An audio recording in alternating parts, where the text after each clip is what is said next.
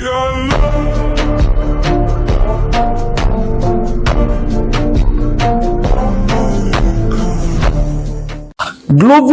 itself is an inspiration from God, and when God gave me that vision, He said, "I've delivered to you God's micro vision, God's vision, and a global vision to be a blessing to your world." So for me, the journey of Glovis did not just start 5 years ago, or the journey of Glovis even started before Microvis, and the journey started many years back.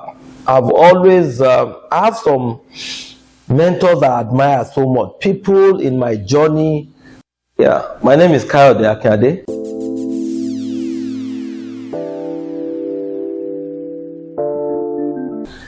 I was born into a medium-sized Christian family, and growing up is one of the beautiful experiences I had.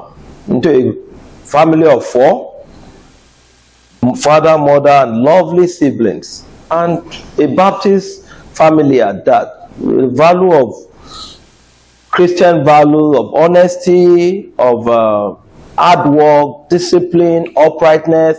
These are important values that shape my growing up, and I cannot exchange it for anything. And these are part of what shaped who I am today. And importantly, the value of excellence. My dad, I respect him so much, is someone that has imbibed in all of us that value of getting it right the first time and doing it right all the time. So for me, I'm very grateful for the wonderful childhood I had, and that's what shaped me. Being a Baptist young boy, in my growing up, they teach us so much about David, Joseph. The story of David are so inspiring to us growing up that all life I still reflect on it. What did David do when he was caring for his father's flocks? What did Joseph do when he was sold into slavery? All of these stories are important stories of the Bible that shaped my growing up, and I cannot exchange it for anything. And that's part of what has shaped me to who I am today. I'm grateful for my parents. I'm grateful for the neighborhood. I grew up in Kano, Nigeria, northern Nigeria. I grew up in Sabongeri, Boma Road. This cosmopolitan environment, such that you have mixed tribe, mixed religion, people of different dialect coming together, coexisting. Nobody cares you are a Yoruba man or you are an Igbo person or you are Hausa. We all coexisted. Our closest neighbor then were from Gongola, then now Adamawa and Taraba State, but then it was Gongola State. And lo and behold, we grew up in love. We all played together. We all had beautiful experiences together. And then most of the games we played are hands-on games, physical games. I recollect very much that my growing up, I used to be the champion for table tennis on my street. So these are part of the engaging activity. I used to share with my friends and colleagues and tell them that, look, I'm not playing table tennis like I used to play again. No. When I was still a young boy, I was a champion. And we play football, soccer, and there are different types of soccer we play. Two aside, 4 aside, 6 aside, and all of this, Koroso, and lo and behold, I'm grateful for that childhood. And that's part of what shaped who I am today.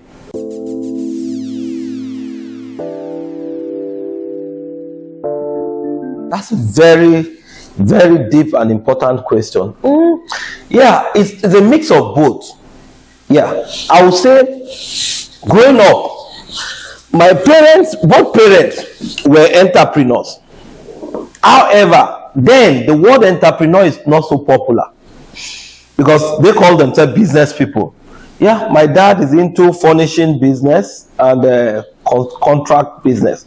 So I would say I've already been inspired that, it's good you get things done yourself. The can-do spirit, the spirit of excellence and all of that he exemplified in his entrepreneurial journey. Those shaped a great deal for me. But more importantly, as I started, I remember growing up, while I was in university, and I'll go to his furniture showroom, and sometimes when they take some decisions, I want to challenge his decisions.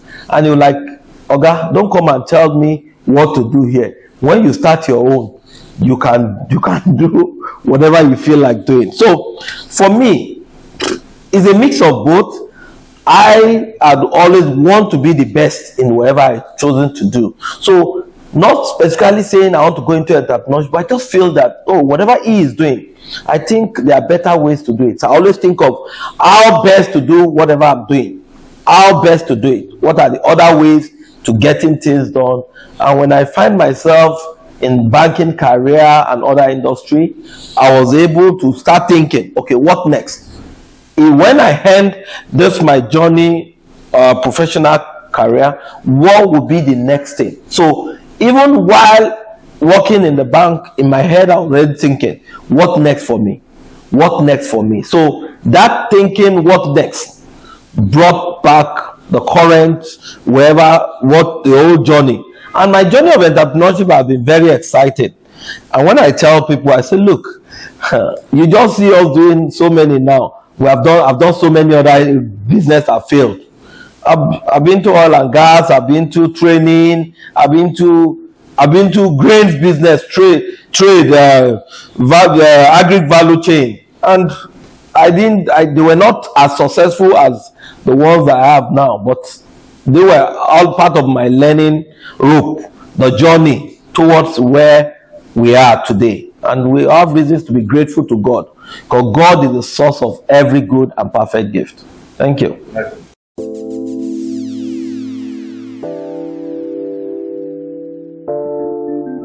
So, thank you very much for that question. Glovis itself is an inspiration from God. And when God gave me that vision, he said, I've delivered to you God's micro vision, God's vision, and the global vision to be a blessing to your world. So for me, the journey of Glovis did not just start 5 years ago, or the journey of Glovis even started before Microvis. And the journey started many years back. I've always, I have some mentors I admire so much, people in my journey that I admire so much, and one of them is Mr. Tony Elumelu, because I was privileged to work in his bank in my early years in banking, and I find him very inspiring in the way, in his story, because when you look at his story, that his parents are from a middle family, and lo and behold, he founded a bank. And lo and behold, this bank was able to create employment for a huge number of people.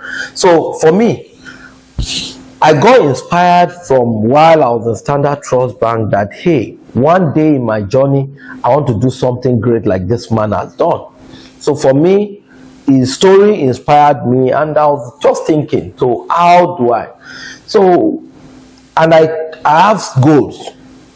Since I started my journey, I have goals, 5-year goals, 10-year goals, and I have my long-term goals clear. So every 5 years I know, this is what I'm working towards. And when the time start counting, my brain start working, thinking, what next? So the journey of Glovis as a group did not just start in the last 10 years. It started almost 26 years ago. It started almost, because I never knew what the name would be, but I just feel, hey, I want to do something better than what my dad had done. When I got to 15, when it's 2012, I was inspired with the vision, micro vision, God's vision, global vision, to be a blessing to my world. And I asked myself, what is micro vision? Micro means something small that's going to be big. So the global vision is a bigger vision. So the question is, how do I go about it? Then the thoughts start coming. What are the ways to approach it? A microvision was the microfinance bank like. So the question is, what do they do in microfinance bank? I started and I consulted. I reached out to some experienced consultants and I was given a lead on how to, and we started the journey in 2015. We got the banking code, we got the license, and we started. And the journey started, but when we got to 2020, I was challenged to a point that, hey, this is a new phase.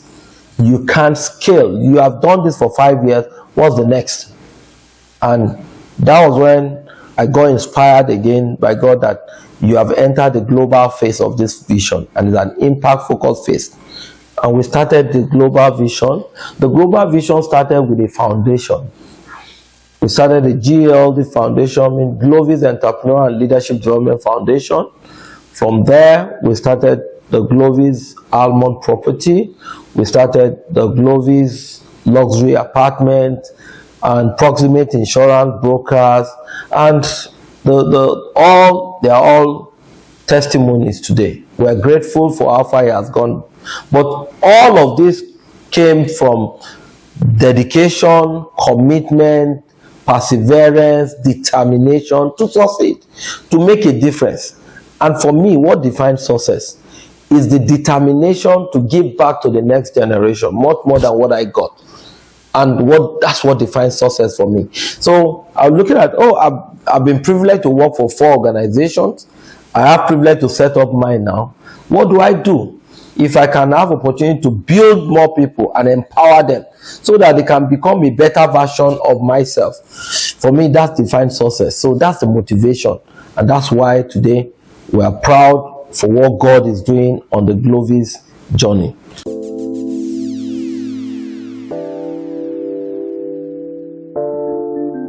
Yeah, the important philosophy that guided my growth and my commitment to do well in business is very simple. The verse of the Bible that says, whatever your hand finds to do, do it with the whole of your heart, your might, and whole of your strength. So what does that tell you? It simply says that whatever you are privileged to do, either you are working for someone or you work for yourself, you should give it your all.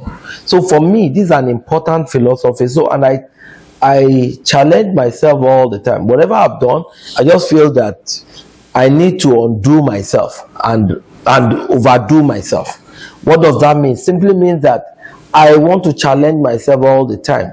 That whatever mark I've made, I want to beat it again. If it's a race I've done 100 meters in 10 minutes, I want to do it the next time 8 minutes. If it's a transaction I did, I used 10 minutes to close it, I want to close it in 7 minutes. So this is one of the things that has helped me in my journey. And when we started the journey of entrepreneurship, I've done so many businesses. It's the one that is successful that people can see today.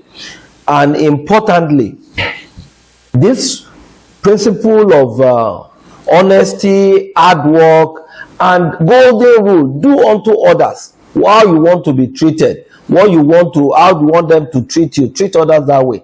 So whenever I'm going into any transaction, I have to look at what is fair, what is just. It should be a win-win. That win-win philosophy, for me, it's important. Either it's a relationship with my son, with my wife, with my friend, with my business partner, it must be win-win. And the ability to get the best. And excellence is highest degree of good. For me, I want to make sure that I achieve the highest degree of good in what I do. So for me, these are one of the guiding philosophies that have guided my business and all I do. So I'm grateful.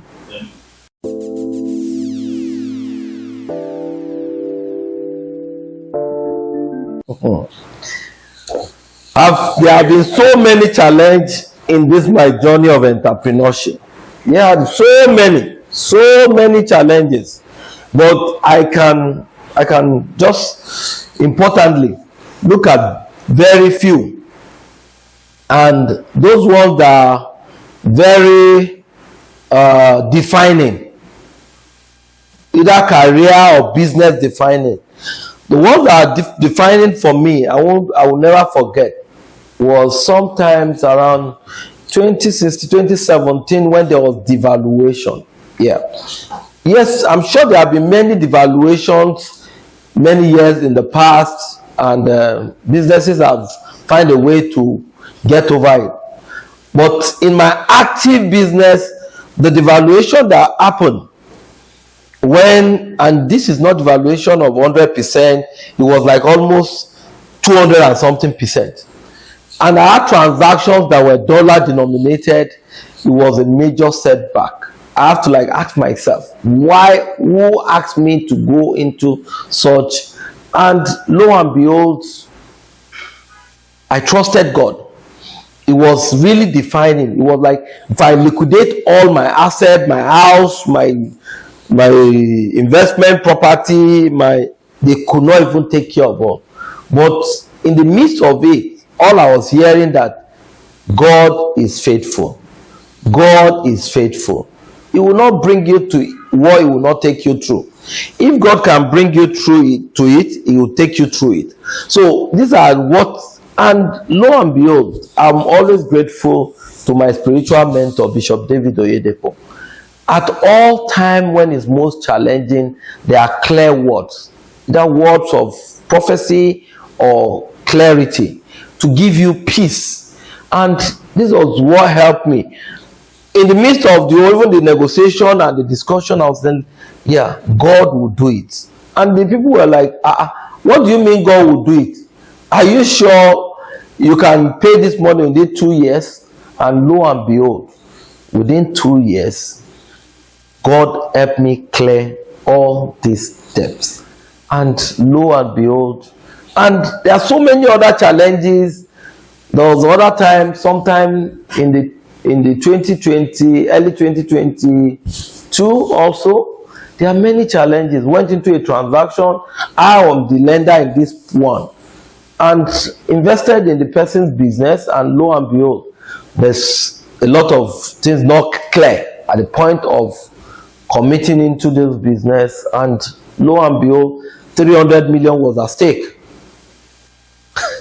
And how I was able to manage through, it can only be God. You see, these are life defining experiences. But what I've come to learn in my journey is, whenever you are going through challenges, it's not the time to cow in, to bow out. This is when you need to stand strong and be firm and believe that there's always a way, there's always a light out of the tunnel, and trust God. We should never lose God in our challenges. As we're going through those challenges, we carry God into it, and once God can go into it with you, He will always take you out of it. And for me, these are one of the footholding, or what are shaping, life-shaping thoughts and decisions. And I trusted God that it doesn't mean the fact that you have overcome those, new ones will come in different areas of the business. But the truth about it was, you trust God and you are resilient. You are not giving up. You are not cowing in. You are not bowing out. You will always be a way out.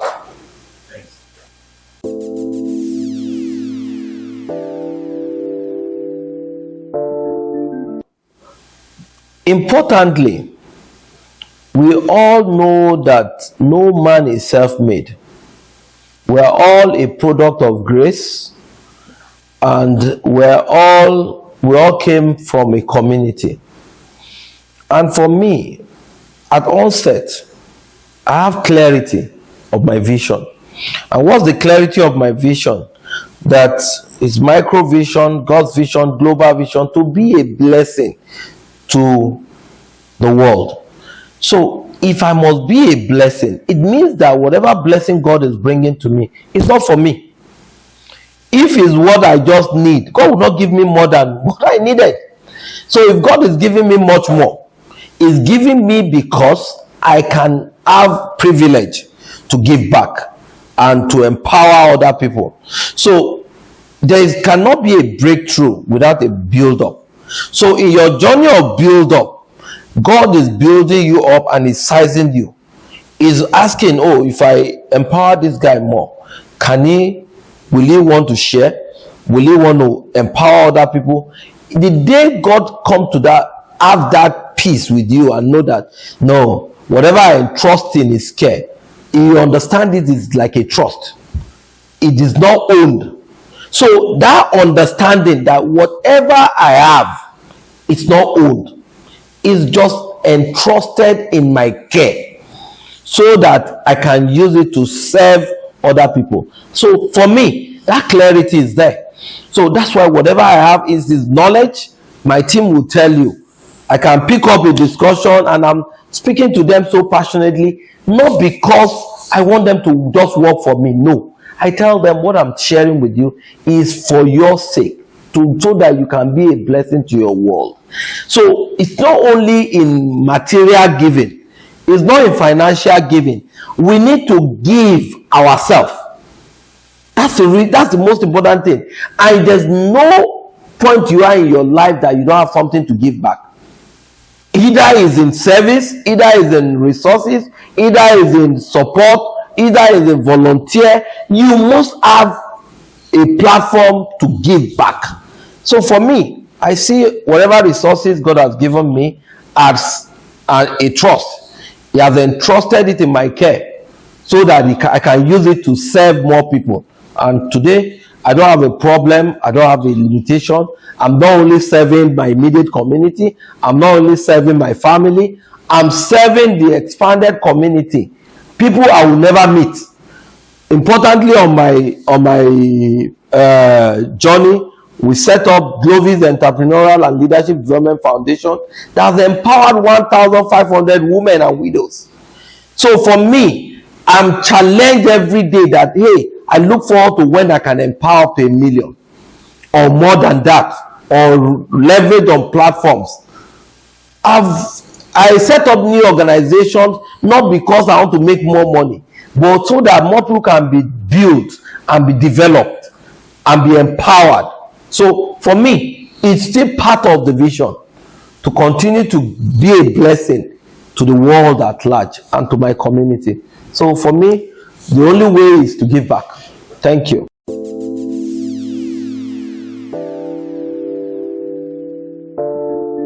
Today, I am whatever it is that God has done on this journey of entrepreneurship. I see it as a foundation and an opportunity for more people to leverage what has happened within their sphere. In Africa today, statistics show it that a time is coming in the world, the population of Africa will be close to 2 billion. What does that tell you? It means that from every 10 individuals in the world, 2 of them will be African in the next, before 2050. What does that tell us? And the youthful population, 30 and below in Africa, they are like 60-something% of the total population. What does that tell you? The opportunity is massive. And let me tell you, there's nowhere you can say government will create employment for that huge number of youths. What do we need to do? It means that we have opportunity. This population you see is a business opportunity. There are problems in Africa that needs to be solved. And again, we all just need to see, where do I come in all these opportunities? Where are the opportunity for impact for me? Not even the motivation to make money. If you all think about money, you will not make impact. So more importantly, we're saying that, hey, African youth, with the artificial intelligence that's coming, with entertainment, we have opportunity to learn and unlearn. What do I mean by unlearn? Unlearn in terms of attitude to work. Because you look at the difference, when it comes to knowledge, Africans are not disadvantaged. But again, when it comes to value to work. We all need to develop positive attitude to work. There must be culture for dignity of labor. We must see that hard work is pays and rewarded. So more importantly, I want to challenge all young people and that look, the future is too beautiful for us in Africa. That, let me tell you, the world is waiting for Africa.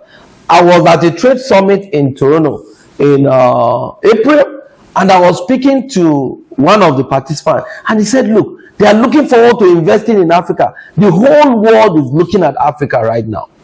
They are looking at doing something with an African company. They are looking at investing for social impact, entrepreneurial impact in Africa. So what does that mean? Who are the people to leverage this opportunity? We, the youth, the young people between the age of 18 and 40. There's no period than this moment. There's so much enablers. The world is at your palm. The phone you have in your hand, with little training or capacity building, with information on your phone, 15 minutes every day for personal development will make a huge difference in the life of any young individual. And for me, I challenge and encourage. We spend so many time on social media, just scrolling, playing, but you see, you owe yourself. I don't want us to get to the age of 50 and you ask yourself that, hey, what have I done to myself? Just 15 minutes every day on your own personal development. Go a long way. On your own, it could even be for critical thinking. Just say, okay, what have I achieved today? What do I do tomorrow? What does the next 1 year hold for me? That opportunity to reflect. Greatness is not born in just activities. It's born in opportunity to sit down and reflect. Think, and see yourself approved. When we can think, then we can build. When we can build, then we can expand. So importantly, we all need to continue to reflect and think. Critical thinking, constructive thinking, before you talk about strategic thinking. There cannot be strategic thinking without critical thinking. And let me tell you, the opportunity, see, because in Africa, the regulation is a bit low. So therefore, you can even explore. You set up this business today. If it's not doing well, you can set up another one. You don't need so much certificate regulation before you can start. Condition to start is very low. I can tell you, you want to start a training business. All you need to do some research, come up with it, and go and do some registration. Before you realize it, you have started it. Then you can now talk of additional certification. In other climes, you cannot even start without certification. So what does that tell you? It means that the opportunity for growth, opportunity to experiment is easier in Africa, and the market is huge. You have in Nigeria alone almost 230 million. 200 is massive. In Africa, you're talking of how many billion? So this alone goes a long way. So for me, it's an open market. It's not an overly regulated market. So for the youth, and there's no other time than now. The enablers are huge. When we started our career, there was no even internet. We don't have internet to say I opened my first email while I was in the bank when I joined the bank. So what does that mean? Here you are, your phone, you have internet. I would just say 200 naira, you have internet. You can see the world. So it means that you have enablers. So let's leverage these enablers and take advantage of the opportunity to change our world.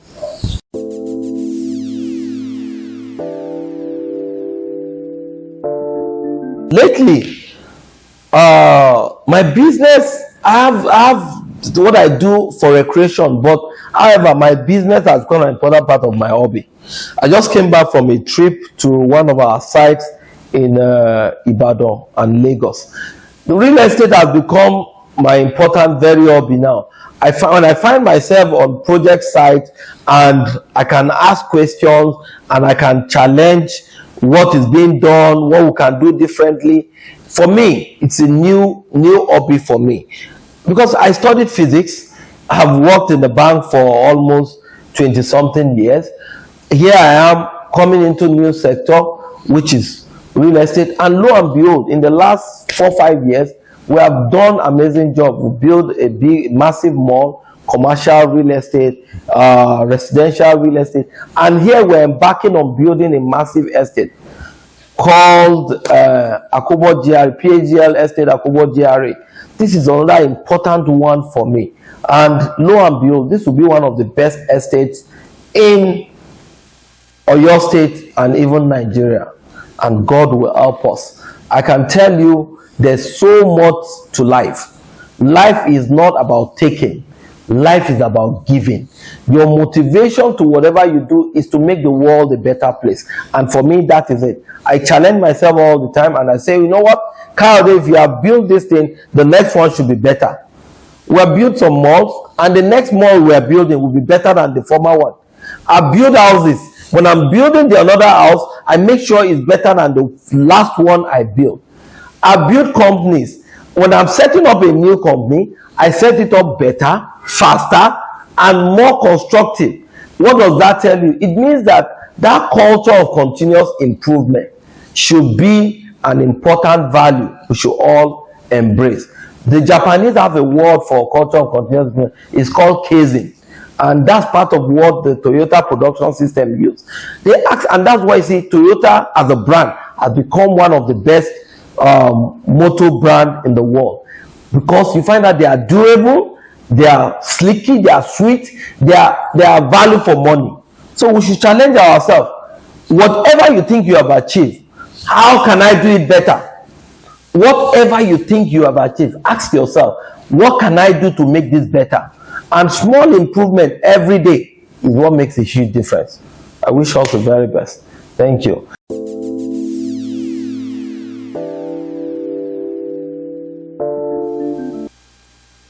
Oh, family. Family is everything. Family values makes huge difference. Now, let me tell you.